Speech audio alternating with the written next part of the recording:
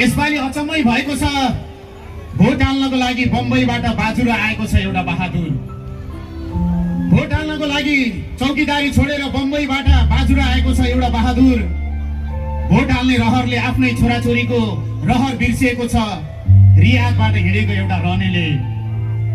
Vote हाल्ने रहरले आफ्नै छोराछोरीको रहर बिर्सिएको छ रियादबाट हिँडेको एउटा रनेले।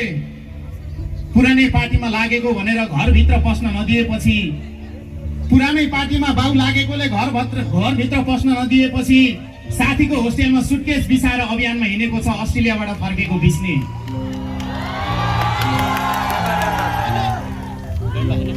गएको ऋण पनि राम्रोसँग तिरिएको छैन, गएको ऋण पनि राम्रोसँग तिरिएको छैन।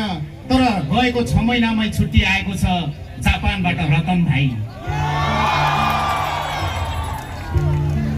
जीवनमा पहिलो पटक आफ्नो सेकलाई 10 दिनको छुट्टी मागेकी छिन् चुनमाया दिदीले र मनमनै सोचेकी छिन् अब मेरो छोरीले कुवेतमा कुछु लाउन नपरोस्। कुवेतबाट आउँदैछिन् चुनमाया दिदी भोट हाल्नको लागि। यसरी बम्बईबाट, यसरी कुवेतबाट, यसरी साउदीबाट, यसरी जापानबाट, यसरी अस्ट्रेलियाबाट फर्किनेहरूले बरु परिवारको लागि मिठाई किन्न बिर्सेका होलान्, तर आफ्नो सुटकेसमा रवि र बालेनको फोटो टाँस्न बिर्सेका छैनन्। र त्यो सुटकेसमा लेखिएको छ भोट फर चेन्ज। यसपालि अचम्मै भएको छ। मैले जीवनमा 2-4 वटा निर्वाचन देखेको छु, तर यस्तो माहौल यस अगाडि कहिल्यै देखेको छैन। आदरणीय रवि दाई, बालेनजी, तपाईहरु बाटोमा हिँड्दै गर्दा परबाट एउटा बुढी आमाले लौरो टेकेर मन्टो तन्काई तपाईलाई हेरिरहेकी छिन् र मनमा नै सोचिरहेकी छिन् अब यिनीहरू आए भने मेरो दमको दबाई पनि सस्तैमा मेरो नजिकैको हस्पिटलमा आउनेछ। एउटा बुढी आमाले सपना देखेकी छिन्।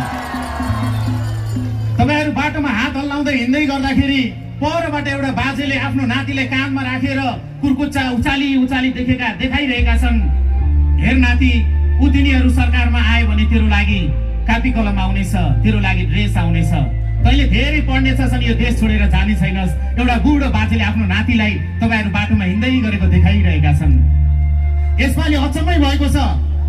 हामी आउँदैछौँ भनेर जब तपाईहरु आउनुभयो, मेरो भाइले पासपोर्टको फर्म क्यान्सल गरेको छ।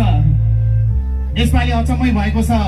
मेरो साथीले कोरियन भाषाको कक्षा हापेको छ।